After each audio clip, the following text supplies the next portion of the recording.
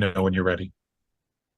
Hi there, I'm Dani Henderson. Welcome to my Rumble channel. This is the great Alex Collier, and he has some information to share with you that he's never shared publicly before. Welcome, Alex. Hi, Dani. Thank you. Ladies and gentlemen, I just want to caution you, there's going to be some very graphic information here. This is information that I've had and I've sat with in my head and my heart for all these years. I touched upon it in an interview that I did in 1994. That interview sat in a drawer for 5 or 6 years until it was pulled out and it was entered into a film festival at one of the UFO congresses. And that's the first time it ever came out. And of course, it's still out there. And I don't know if anybody remembers it or if you haven't seen it, but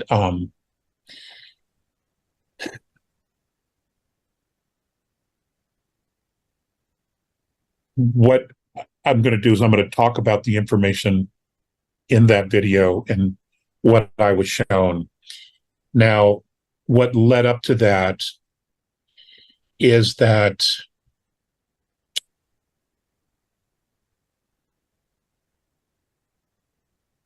there were a lot of children disappearing from Westchester County in New York. And some of the kids that we went to school with, that I went to school with, their siblings or their older brothers or sisters were had disappeared. This was also happening at other high schools that we played sports against. So it just organically kind of came together where we started putting up posters. We would go from New Rochelle, New York, to Larchmont, to Mamaroneck, to Portchester, White Plains, all the way up into Old Greenwich, Connecticut, and then into Stamford. And then we went up and down the Hudson River to some of the smaller communities, and we were putting up posters of the missing kids in liquor stores, grocery stores, convenience stores, gas stations, anywhere that we could. And most people were completely open to it. They're like, sure, absolutely. And I've shared that when I started talking about this, it was interesting. No one knew me from a bar of soap. And yet there were people after some of the talks that identified themselves as state police, retired FBI, retired CIA, and they encouraged me to keep talking about this. And I tried to, but it's so dark. It's just so dark. And now the information is coming out. It's now with the Sound of Freedom and the work that Mel Gibson's doing, and many others who have done this work, Kathy O'Brien and many other people who have talked about this thing and the people involved, Epstein Island, all of that, Hollywood, Disney. Now that it's out in the open, I'm going to share this information, what the A's showed me about specific things that they showed me that were going on underground.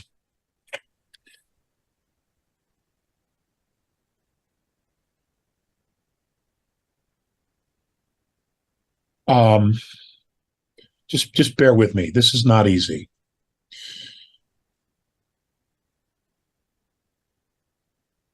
I did not know the term adrenochrome at the time. I didn't learn about that till many, many years later. And I understand that there are people within the exopolitics community who are like, there's no such thing as regressives and all of that. And I'm not here to judge anybody else's work. What I'm here to do is to share with you the information that I was given by Mornay and Faceas, both of them at the time. And when I asked to see what was going on, they showed me. Now they have their camera, the holographic camera, which I've shared many, many years with you all. And what they do is they can take a picture of anything living, and it shows the entire history. So they have the entire history of the Earth, all of it. And they showed me slices, as usual, like I've shared with you in the past, about this specific topic about the kids. And it wasn't always just kids. At times it was adults as well. And in the 94 video, I shared with you that we were food, that they were consuming humanity,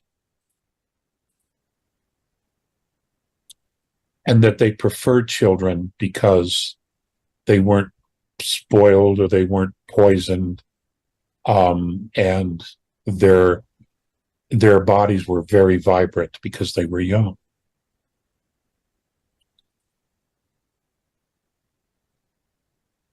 They would take these kids underground and they would torture them. They would absolutely freak them out, scare them to death, and they would scare them over long periods of time to the point where they would not allow them to sleep. And if they had passed out, they would wake them up, and they would continue to torture. They would bring them literally to moments of death where their hearts were just going to explode and stop. And it would be at that particular point that they would consume them. And they would start with their liver and their organs from here down. That's where they would start. And it would be like a feeding frenzy. You could see them.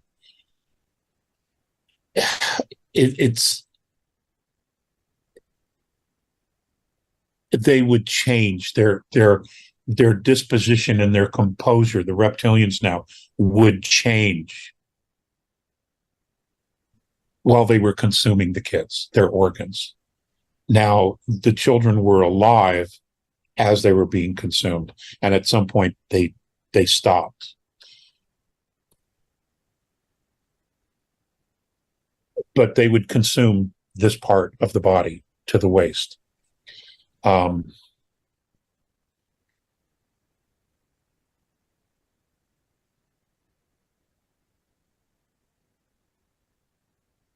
then the bodies would be dragged off to someplace else. Now,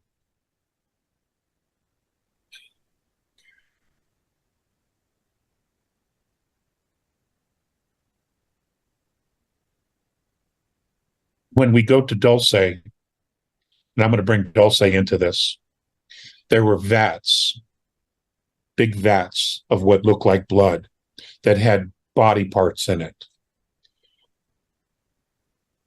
And what the Tao, which we call the Greys, which Elena's people referred to as the Nabu, they would put their hand in these vats and they would take the fluid and they would put it on their arms and their bodies, and then their bodies would absorb the fluid. And this is blood. This was human blood of people who had been tortured and chopped up, etc. And from what I understand from talking about people who had scientists who were actually pulled out of there, and from military people that survived, the Gray's disposition would change as well. In other words, our fear, the fear that humans were put through, is actually a narcotic, a drug for these extraterrestrials. Now, there have been several movies, V being one of them, where they talk about consuming humans. But in that particular series, they would like it would almost be like we're a roast, and they would roast us and then put us on a table and do that. And then you also have what is it, spirit something that Hollywood people do. What's it? Spirit cooking. Spirit cooking, right. And they would take this syrup and or whatever it is on these bodies, and they would have these lavish parties, again doing this consumption of humanity has gone back thousands of years, but it was never done in front of humanity. It was always done in secret, because we had to be unsuspecting in order for them to farm us. And that's basically what they were doing. Many of the reptilian races, especially those underground, were farming us. Now, the torture of young people and children,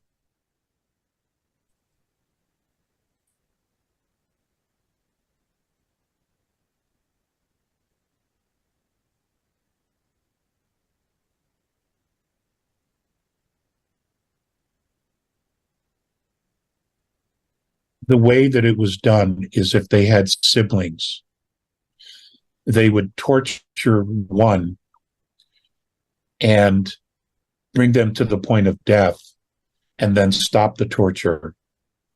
And then they would work on this other sibling and they would torture them to the point of near death, arousing the first victim. So they would go back and forth, and they would do this especially with siblings, because they knew there was an emotional connection. They knew there was a spiritual connection between the two siblings. And they would do this back and forth to get the children to a very specific point. And then they would consume both of them at the same time. And again, they would work on the organs from here down, okay, to the waist, to the reproductive organs. That's what they would do. And they would consume those while the children were still alive, after getting them back and forth to this point. Some of these torture sessions would last hours. Some were very, very short. I don't know how the reptilians knew how far they could push some of these kids, but somehow they knew. Obviously, they're very, very experienced with this, and this is not something that was new to Earth. This is something that the reptilian nations or civilizations, not all of them, but the ones that were here, that were particular to the Orion system, they had a long history of knowing how to do this. And this was brought to Earth. These techniques were brought to Earth. And how I think the elite of this world, this was shared with them by the extraterrestrials, because it was a way to know how to control the elite, how to addict them to this process, and to give them longer lifespans, and to make sure that they would comply with whatever the rules and regs were going to be. Whatever it was that they were going to do with humanity, whatever processes they wanted to use us for, that was something that this was a way to bring in control. And at the same time,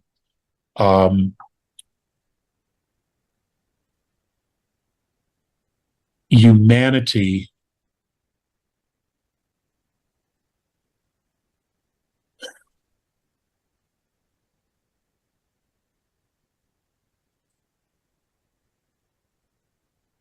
because of the nature of our bloodlines and the fact that we have this compendium of all these different bloodlines, when they started exporting human trafficking us off world, they knew specifically which races, which groups would be very, very interested.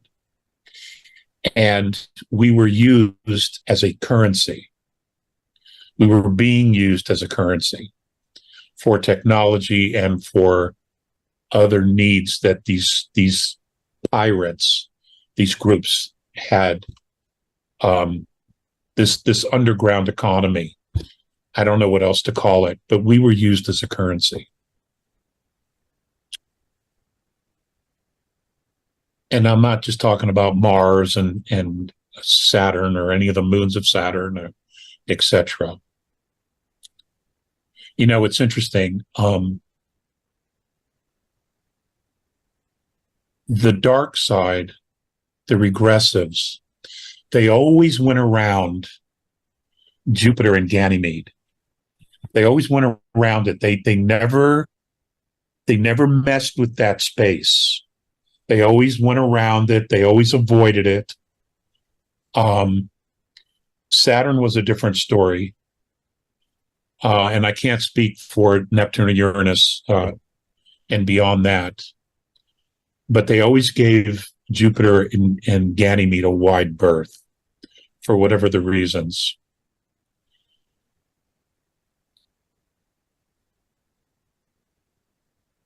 When I hear the stories about what they were finding in the tunnels, and ladies and gentlemen, my understanding is that they're still working the tunnels. And from what I also understand is that the inner Earth beings, those races in the inner Earth, they're also on board now, and they are approaching the tunnels from the inside out. Because this is not something we could do on our own. This was way in over our head, not only technologically, but because we don't know the tunneling systems. And we don't know where the traps are because we don't have the experience. We're not an underground species. We're not Hyperborean. But these other races have experience with this. Not only that, but we were being involved in wars on the surface and seeing the carnage of war. You would think that it would help prepare us for what we would see in the tunnels. But it didn't. It didn't. Especially when you get into some of these very deep underground caverns and you come across a farm where human beings were being grown who have never seen sunlight. Some didn't even have eyes because they didn't need them.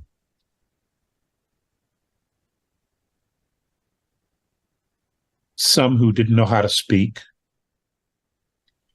but nonetheless, they were being farmed for their fluids, strictly for their fluids and their organs. And there was this huge process of, on these farms, humanity was plugged in to devices. And this is how they were getting their bodily fluids in order for their bodies to grow. But at the same time, there were these other devices attached to them that would torture the physical body. I mean, the shit's so dark. It's just so dark. And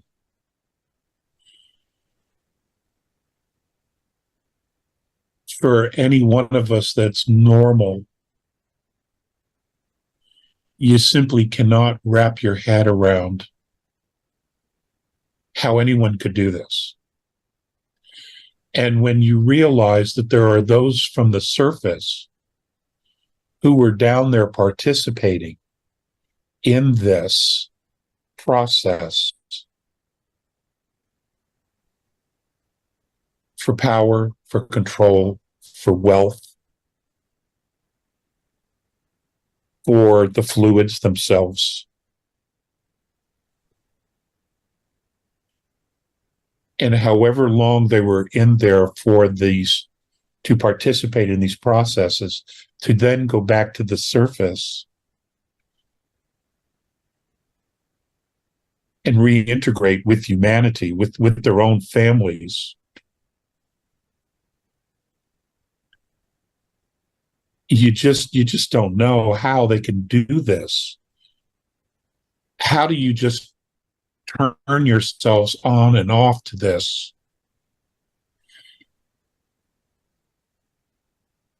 Unless you're either a complete split personality or multiple personality or psychopaths. And sadly, it's a combination of all of it. Because if you look at the world and the decisions that the elite have been making about choosing to eliminate, to genocide humanity, except for those chosen specific races or bloodlines, and now that they have the ability to clone people quite regularly, I mean, they can process a full-grown clone, I think, in less than 8 months now, that can live months. I think the newest clones can go 8-9 months, maybe almost a year, and they can do exactly the same processes to these beings. Now, when the Anunnaki created Homo sapiens sapien, and I don't know that Elena has talked about this. I watched her last Q&A, and maybe she just didn't want to go there. But the Anunnaki were very surprised that soul was attaching to the Homo sapiens sapiens. They were surprised that soul was attaching, because cloning has been around a very long time. And you can program clones to do just about anything. However, they don't all have soul. We have many people on the surface of the planet that are clones that don't have soul. And you can always tell because they only have an aura around their shoulders. Here, that's it. There is no full auric field around the body because there is no soul in it. And I know that there's controversy around this issue. They say anything living has soul. That simply is not what I've been told accurate. So, but they were surprised that soul was attaching to Homo sapiens sapien. And I think a lot of that had to do with the fact of the many different genetics that make up who we are. This was extremely intriguing because of the extreme of emotions that we have. And it's that extreme of emotions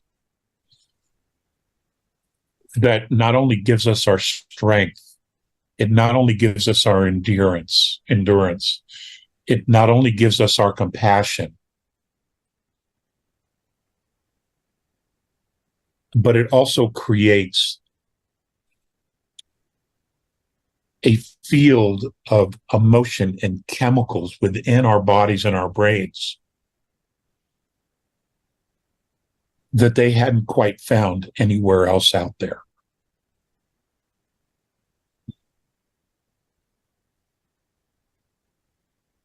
Which is made us so unique.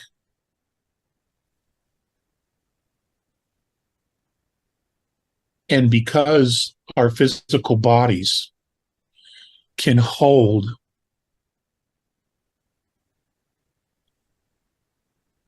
souls from multiple dimensions,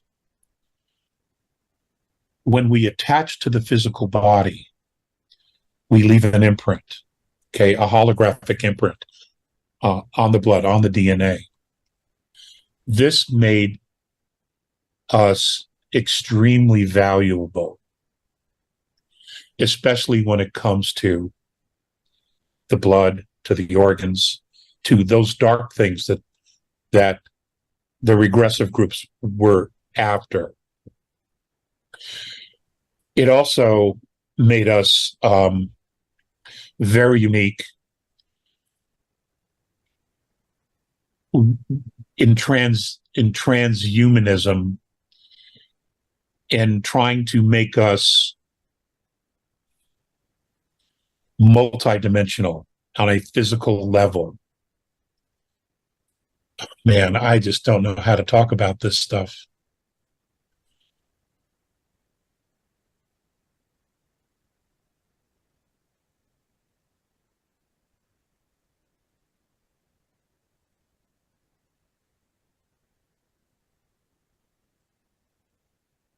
We are a race that is genetic royalty. And the limits to what we can accomplish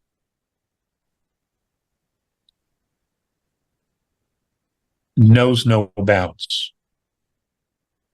In other words, there may not be any limitations to what it is we can accomplish physically, spiritually, genetically,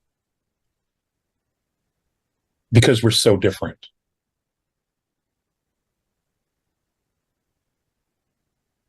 And if you were going to create a warrior class,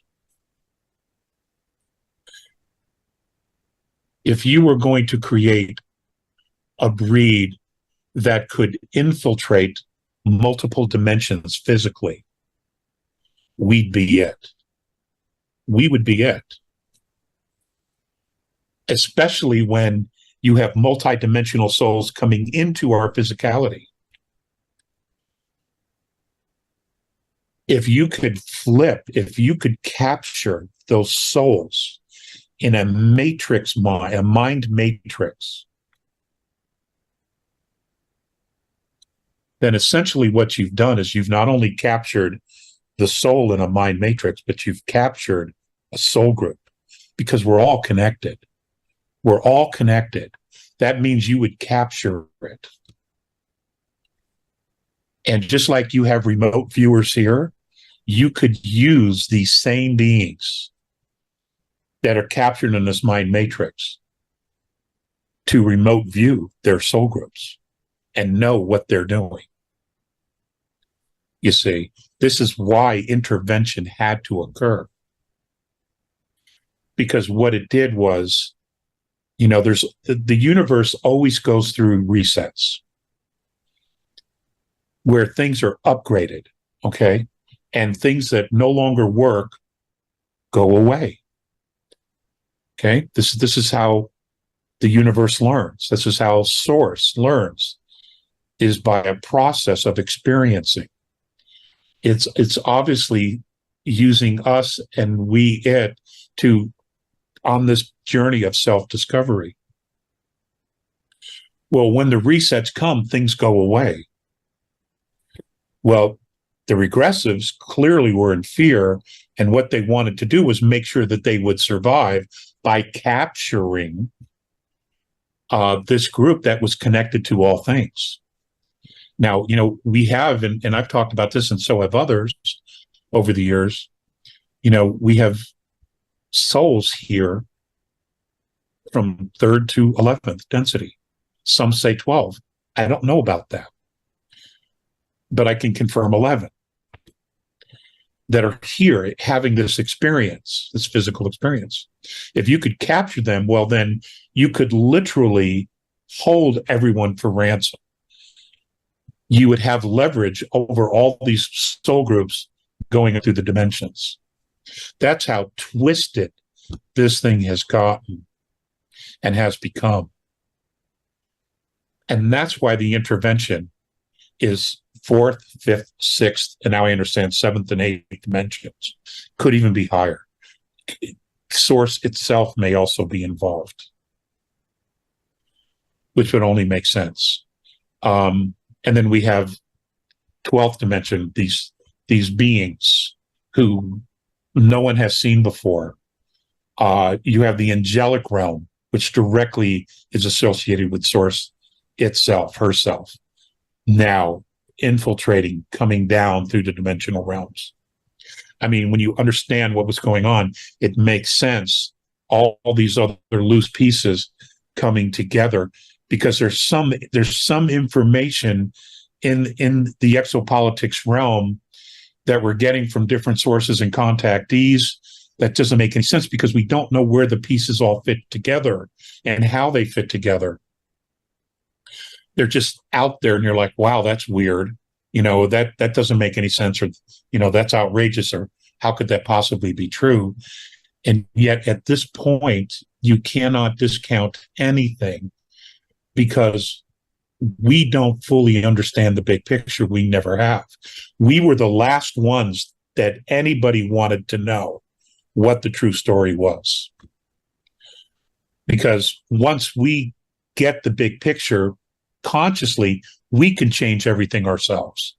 Because we're fourth, fifth, sixth, seventh, eighth, ninth, 10th, 11th density beings. We represent all of this. The minute we figure it out down here, we can shift everything and say, that's it, we're done. So that's why we were absolutely given the full court press in this matrix, this prison that we didn't know we were in. That's why we were given these religions. That's why we were giving all these limitations. That's why they messed with the DNA to give us a shorter lifespan, so we would have to go over and over and over again and never actually have time to figure it out, because we would die off before we could figure it out. And then you poison the food chain. Then you poison the air, the water supply. All of this was a program to trap us.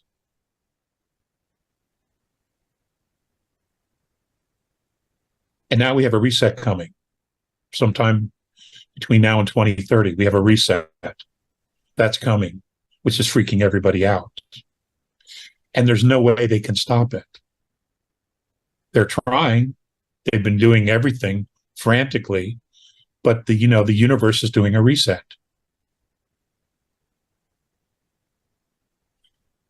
And this is why it's so important that we catch up. This is why it's so important that we understand disclosure, that we've never been alone, that humanity, the heart of humanity, belongs to a much larger family that isn't just human, but it's life itself.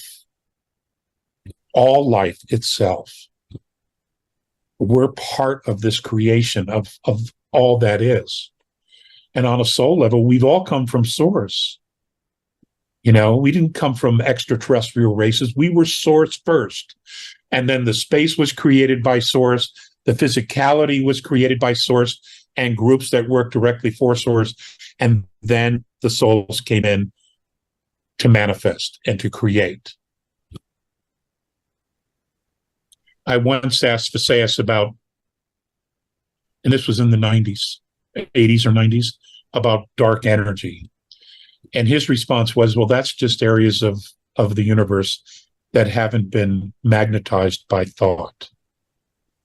So it's all thought. It's all consciousness, That's all it ever is. It's just all a holograph. But what makes it real is our belief in it and the energy that we put into it. That's what makes it so solid. And that's why we've had the full court press here on the planet to convince us of our limitations, which aren't real at all. None of them are real, but they had to convince us that we were limited, and then they had to disempower us because if we rebelled, we'd change everything, which is what we're in the process of doing now, is rebelling against this dark authority, this regressive authority, this structure, this matrix structure that they had us in. And we're not the only ones. Other star nations have been freed from this same matrix. But somehow we ended up being the caboose here. The last car, the last planet.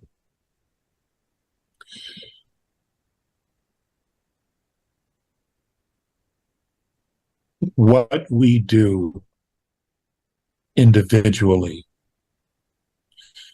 and then what we do together as a collective group of soul groups here, changes everything.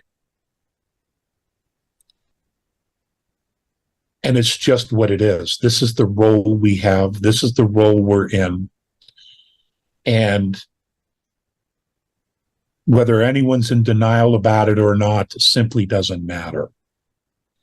You're going to evolve, or you're going to start over somewhere else. Because the reset's coming, and what that looks like is anybody's guess.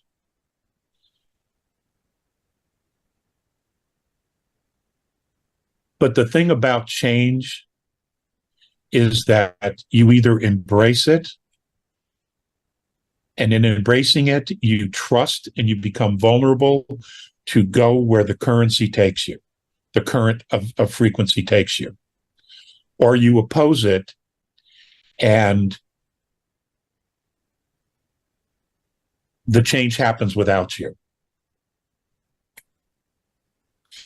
Now, we have been conditioned to be afraid of change. Again, that's a program that was done to trap us, to keep us stuck. Danny, I don't know where you want to go with this now. I have no idea. I didn't want to interrupt, of course, and just let you go, because as you say, you've been holding all of this in for so many years, and you're so beloved, and there are so many that come to you for your knowledge, and so I am just in awe that you can speak to the things you speak to, that you explain it so beautifully. It's easy to understand from your perspective, the way that you've laid it out, but understandably, you've been holding it for so long. I think that in war, that wherever there's been war, there have been sightings. And you also know that soldiers and casualties, some dead, some barely alive, those bodies were taken, by not us. In Vietnam, there were things living in those jungles that were not us. They were not us. And the locals would tell our military, don't go in there. But of course, if we were given orders, we had to go into some of these areas. And things happened. Things happened that to our military, MIA,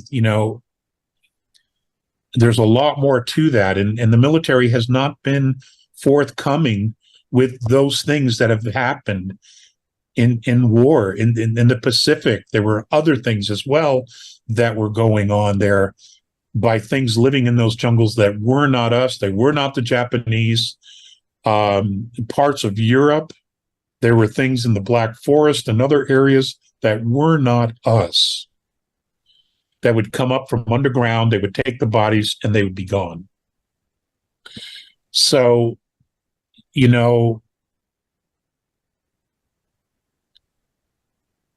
we so need to be told the truth. And I believe that, the Q team Q post says that not everyone could be told the truth because 99% of the world's population would have to be hospitalized. Mm. I think that's probably true. At least at that point, it was true. I would hope that at least 10% of us could handle the truth. Mm. Um, I think it's higher now. I do. I would hope so. Yeah, I remember years ago when I heard pretty much a lot of what you're saying. I literally was in bed for 3 days. I couldn't move. I couldn't function. I've been through my own trauma, as many humans have, and also as a therapist and work with trauma people, trauma patients. But even with all that training, I couldn't cope with. And then I realized, well, I have to get up. We have a job to do. We have a mission. And I feel like even since then, for me, that most thinking humans who are starting to question have been exposed to some kind of documentary or a rumor, or TikTok has gone mad with, conspiracy. I mean, whatever it's called. But this drip, drip, drop, drop, drip, drip, drop, drop coming in all the time into our consciousness. So I think that the humans have been really primed for the horrors that you're speaking to on a much, much broader level. And the fact is they need to and have needed to. We do need to make the point. The reptilians, the Cicad Draconians, you need to give us the names, please, and advise humanity that these regressives are no longer here doing that in the way that they were. We don't want to put people into more fear by you sharing this. This is what was happening. So I'll just turn over to you for you to share what feels right. Well, that's why I said intervention had to happen. Well, the CCAR, other reptilian underling groups that they had working for them. You had the Tao. You also had some human groups or half human groups, half human, half reptilian. There was an element of the Anunnaki that was very, very dark. They did the dirty work, not necessarily for Enki, but for others. You said the dirty work for Enki there. Did you mean to say that? They didn't work for Enki, no. Right. That was not his gig. He created life. That was not his gig. That was not his gig. He didn't start wars. That was his brother's gig. It's you have the warrior and then you have the doctor.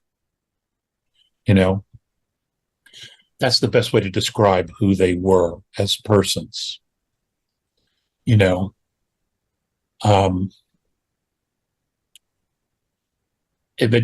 that's kind of Elena's lane. She has a lot more information about that than I do. And Dr. Sala's work right now is bringing a lot of that up. And, to those of us who have been in this field for a long, long time or have been studying it, we're watching the disclosure and it's drip, drip, drip to us.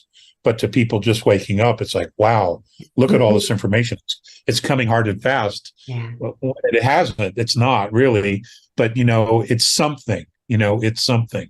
And I know that there's a plan and how to do this. And they've worked this out and they've gained this. And there have been multiple races off-world and on the surface who are all on board with how to do this, to try to wake humanity up without traumatizing everybody. But there are going to be some startling revelations nonetheless. Now, this is not occurring anymore. What's happening with the human trafficking, sadly, is our own people now. It is humanity doing this to humanity. And these people that are doing this, who, whether they're doing the adrenochrome or not, if they're grabbing kids and taking them underground for the money, for the organ harvesting, they need to be removed from the equation. They cannot live with us any longer. They have to be removed. And end of story. Because they'll never stop. They will not stop, these people. Okay. They're not humans anymore. They walk and talk, but they're not humans anymore. They don't feel human. They don't think like a human. Everything's a product to them. They have to be removed from the equation.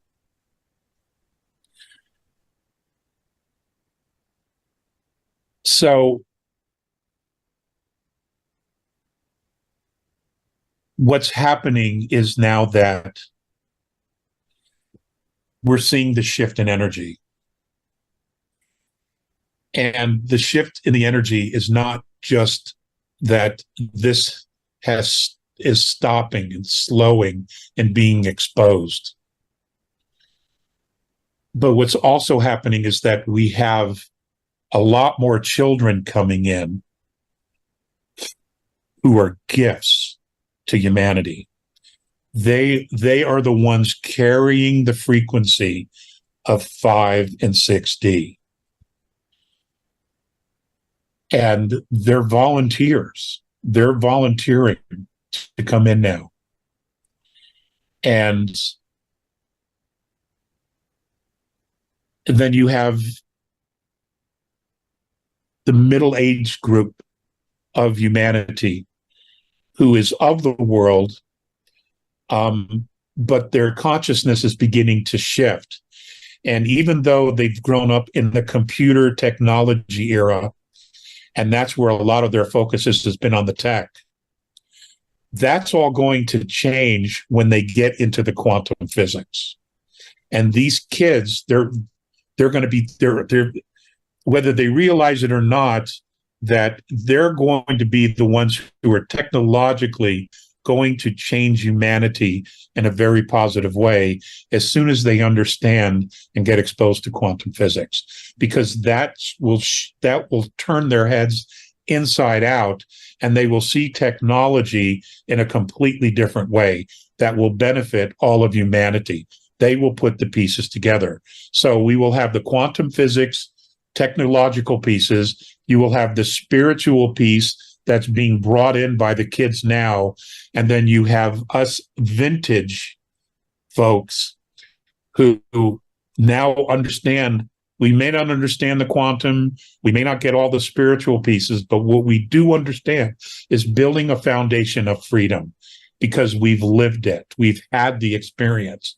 And that's why when I say to folks, we are now forefathers and foremothers, the foundation that we lay now of what is government, what is sovereignty, what is freedom, what does that look like? We can lay a foundation so that these younger generations have a step up. It's like a ladder. We're building a ladder or a stairway for these kids to take humanity up to the next levels in the next, whatever it looks like beyond 2030. We don't know yet. But the work we do now is building that stairway for them to take future generations to the next level. And that's our work for those of us who are vintage. We have an obligation to do this, to get as much information to them, to make sure that there's real clarity about what's happened and what our potential is in the future. And we're learning that ourselves. We're learning, we're learning all of this as well as they are. It's just, we're the elders, so we have to do whatever we can do to clear the path for them, to get rid of the rubble, to get rid of the bullshit, to get rid of the deep state. Like President Trump says, I will demolish the deep state. Well, he's not alone. All of us have to be there and do it, behind him, side by side with him.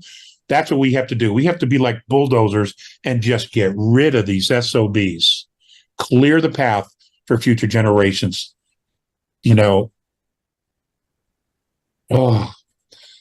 so that they have the opportunity, because they have the right to take humanity to wherever it can go, you know? And some of us will be here and some of us will not be here to see that. But nonetheless, that's the job. That's the mission. That's always been the mission, even though many of us are just waking up to it now. But, you know, that's why we came back in time to right a terrible wrong. You know, and, you know, I don't recall some of this stuff being in the brochure, you know.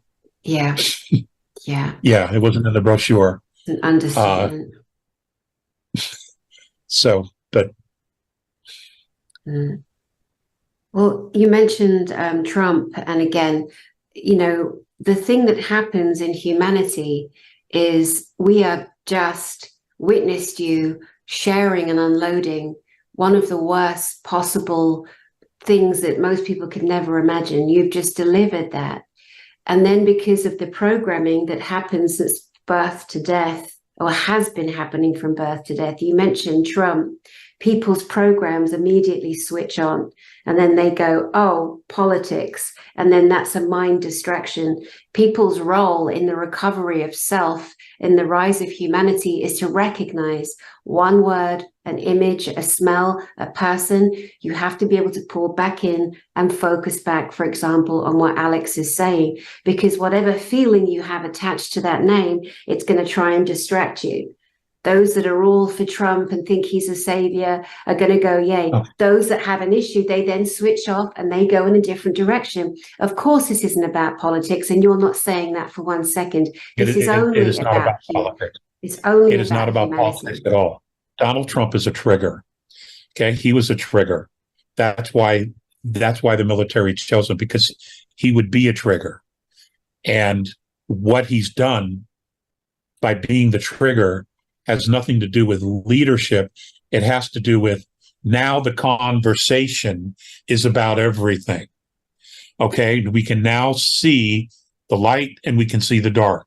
We can see that all the structures on the planet have been corrupted and were put in place and built to enslave humanity. Okay, so he is just the trigger for everybody to have this conversation now, and to see how broken everything has been and always was. That's it. You know, whatever his role is in the future, he's still just a trigger. Ultimately, it's we the people, and I'm talking about all of humanity on the surface. Mm-hmm. We the people, if we're going to live on this planet, if we're going to live in peace, we're the ones that have to create that. We're the ones that have to figure out what the hell we want. What does it look like when we know what we want? You know, this journey to self-discovery, one of the hardest things is to know not only who we are, but what defines who we are is figuring out what it is that we want. You know, we've had all these systems and these programs telling us what we're supposed to want, but they have been leading us down this path to a jail. You know, they've led us into this jail of materialism, and we're not material beings. We are spiritual beings in a physical body. And that's the trap. So now we have to back ourselves out of all this materialism and remember, hey, I'm a spiritual being. I'm connected to source. I come from a bloodline that's millions and millions of years old. You know, I have a soul group of ascended beings that I tap into, that I can connect with. I have loved ones on the other side who are in fourth or fifth density wanting to communicate with me, but I don't know that I can do that because religion says I can't, this says I can, this says I can't, You know, so what happens is we limit ourselves based on our belief systems. And what we have to do is back ourselves out of all these belief systems. The sage used to say, it doesn't matter what you believe in as long as you know why. Well, we don't even ask that question anymore because our fathers did it, our grandfathers did it, et cetera, et cetera, et cetera. So we go along with the program. Well, it's time to change the program. We have to change the program. And so that's the whole thing. We have to reverse engineer everything that we've been stuck in, and we have to figure out what it is that we want. And literally, we're going to have to start from scratch to rebuild our world and our civilization. And there's no question we can do it. I mean, we're here. We're going through the process. There's a reason that we're here and we're going through this process of awakening. It's just because it's time. Because obviously Source is convinced that we can do this. And I don't know if we were handpicked. I think we're mostly all volunteers. But I think the volunteers who chose this chose it because we believed we could do it. And that's why we're here. System busters. And that's the work now. That's the work. But, the old system has to collapse.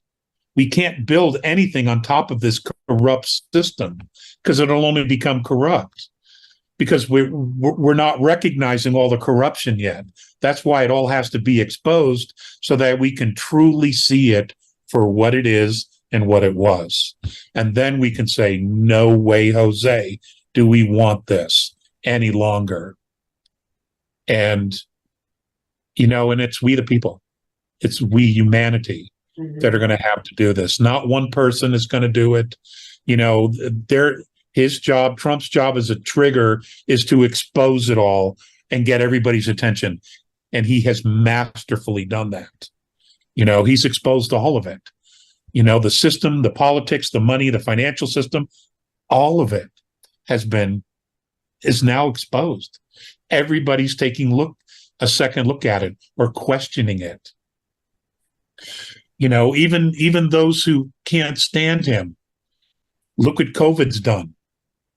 Everybody is now questioning the medical system. Here you have a system that is poisoning us.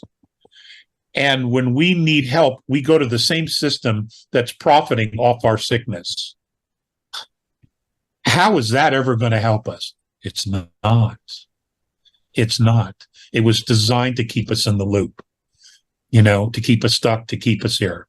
When the same system makes you sick and then profits from you, off of you to fix you, that's an issue. That's a huge issue. So, not everybody's going to make it. But, you have to remember that death is just part of the journey. It's only one step of the journey. We've all been dead before. We all come back.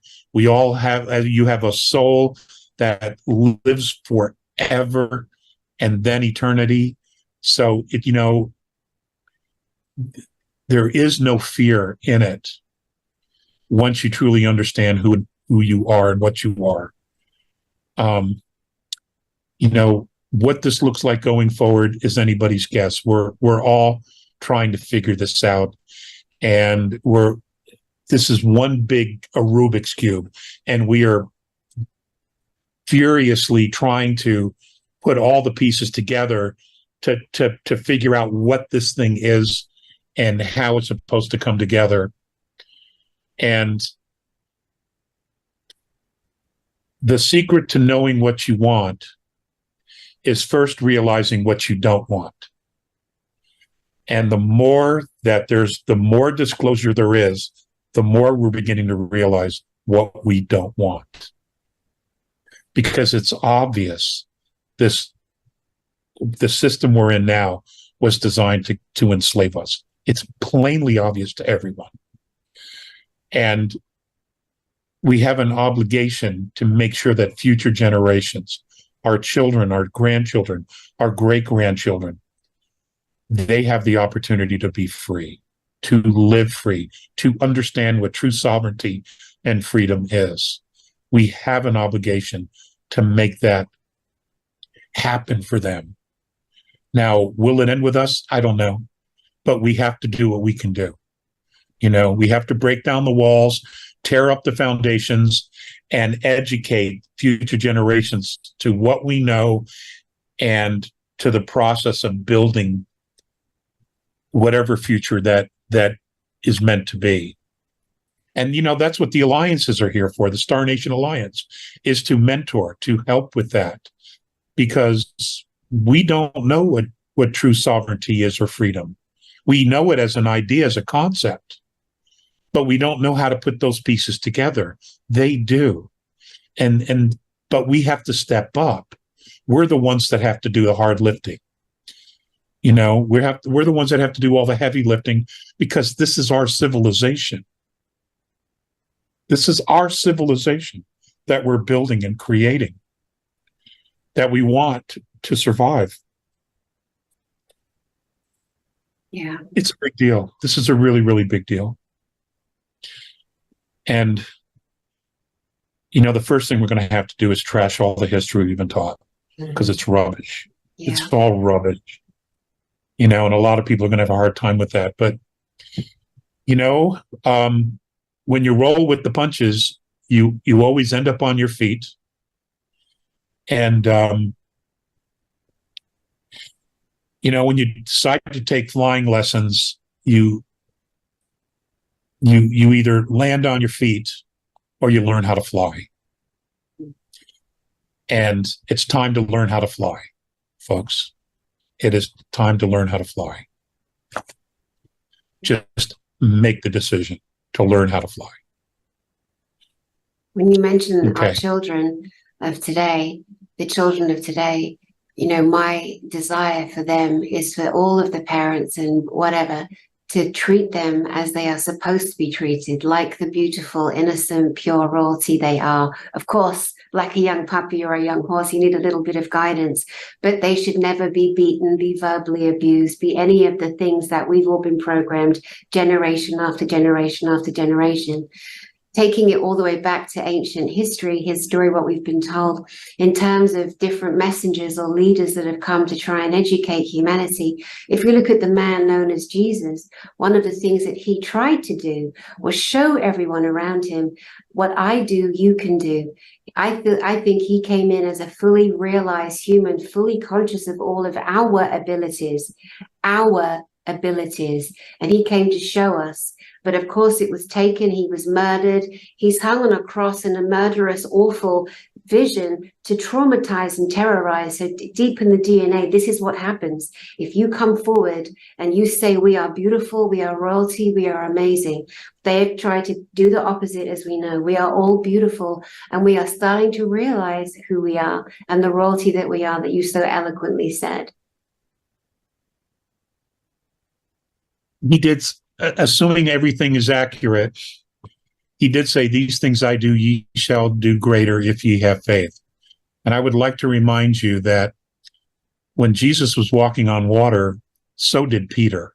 Peter also walked on water with him. So, everybody kind of forgets that piece of the puzzle there. He did do it. Hands-on healing.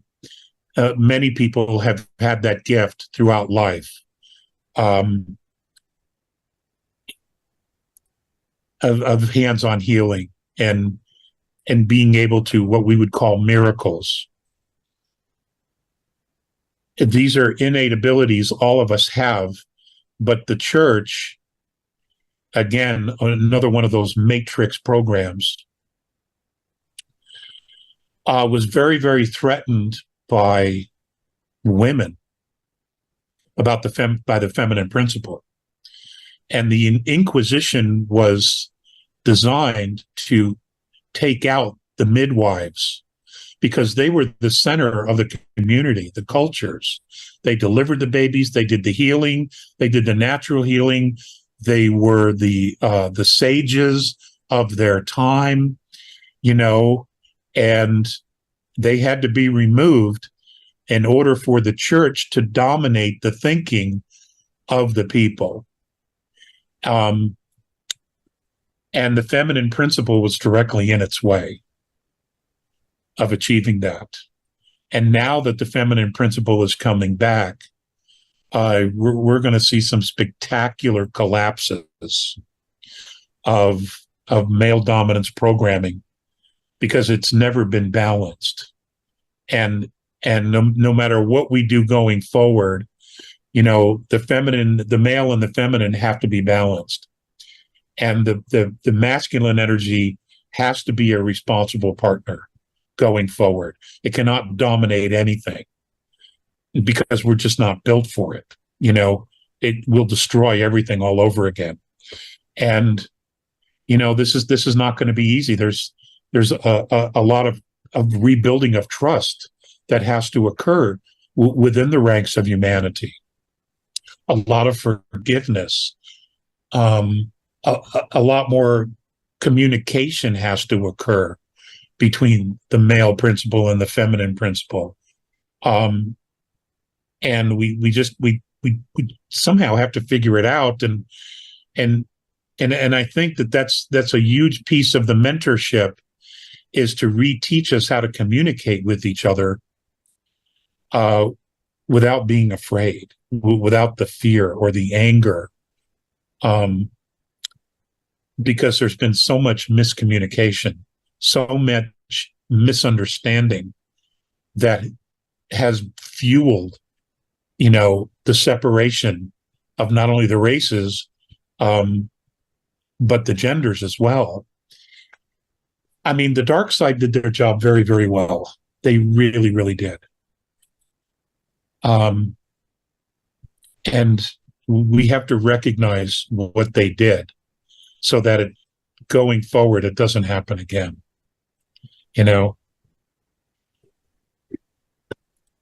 They fucked us up pretty good. They really did. Yeah.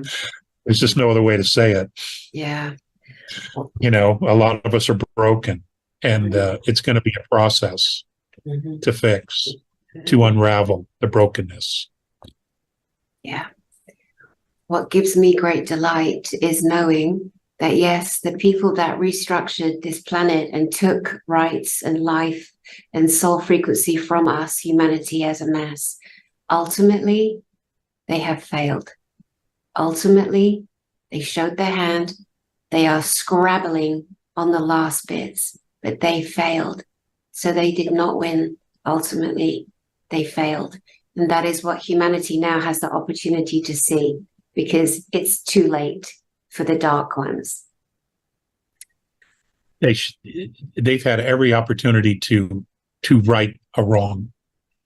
They had every opportunity to flip back towards the light, and instead they went deeper into the darkness. So whatever their path is going forward, I'm sure they've deserved every bit of it, but that's not for me to judge. So, or anybody, that's on source to correct.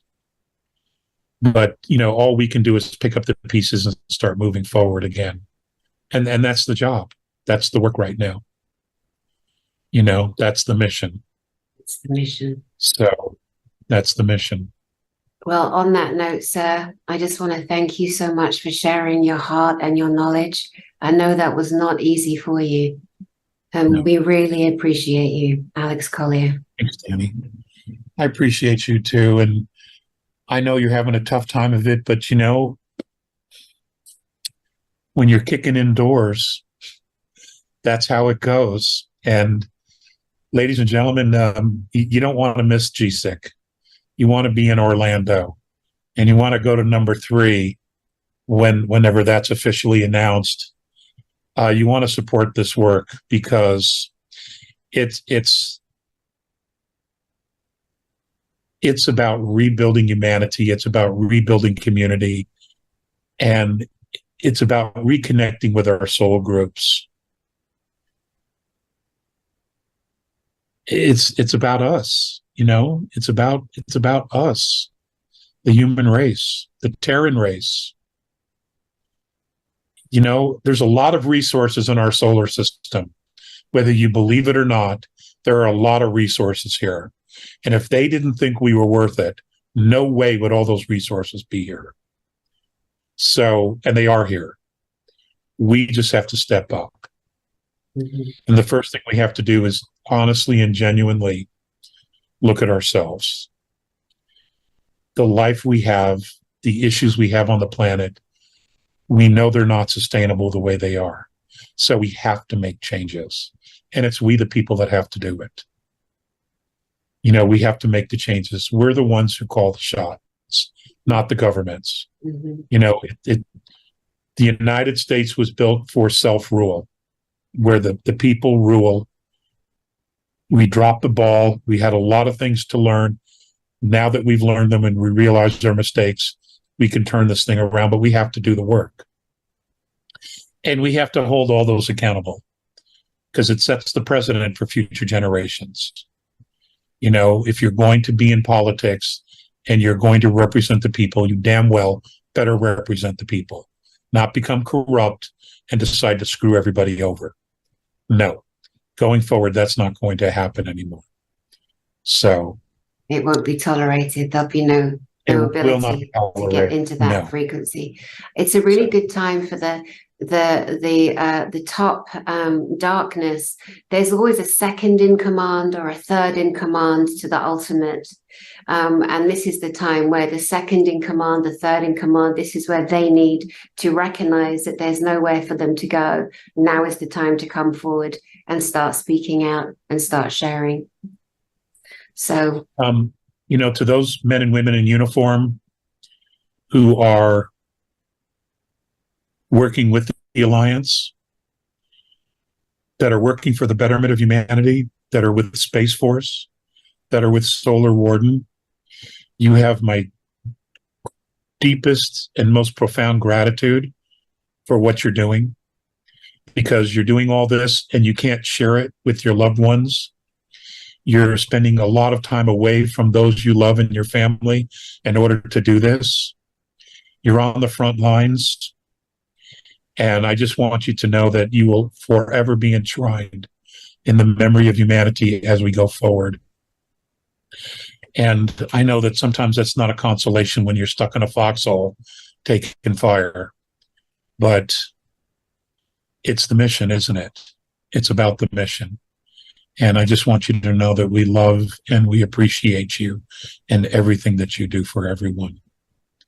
So, and Dani, I don't want to talk past the close here. So No, this is beautiful. This is your broadcast, Alex. This is for you. I'm just here to hold space and honor you as my beloved friend and colleague. And there's a little For those who might be, where's Merlin? We never see Merlin on the webinars. Well, here he is.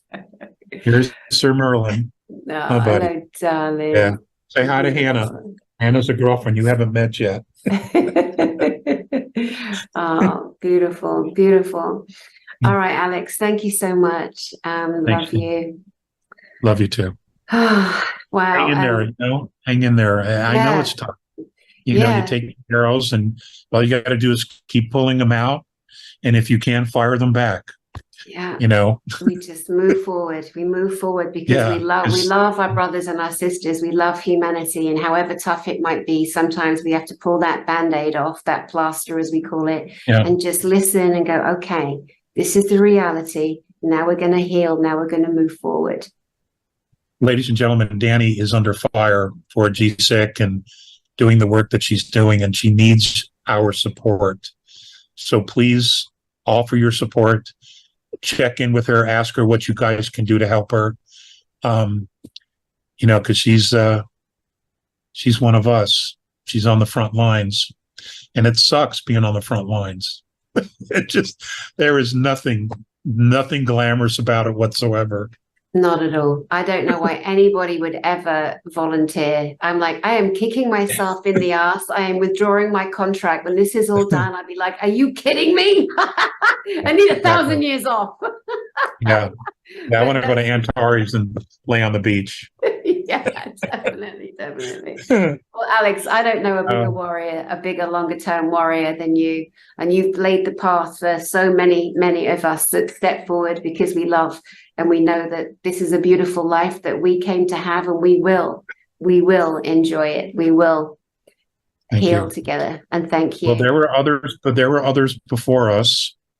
Wendell Stevens, Clifford Stone, Robert Dean, George Green, Bill Cooper, and many, many others. Jordan Maxwell. There have been many who have also blazed the trails that we follow, and they shouldn't be forgotten. So They many. should be Pete Peterson. I mean, there are so many beautiful Pete names. Peterson, exactly. So, many, many others. All right. Thanks, Dani. All right. Thanks, Alex. Take and care. to you guys, God bless. thank you. God bless. Take care. Take care.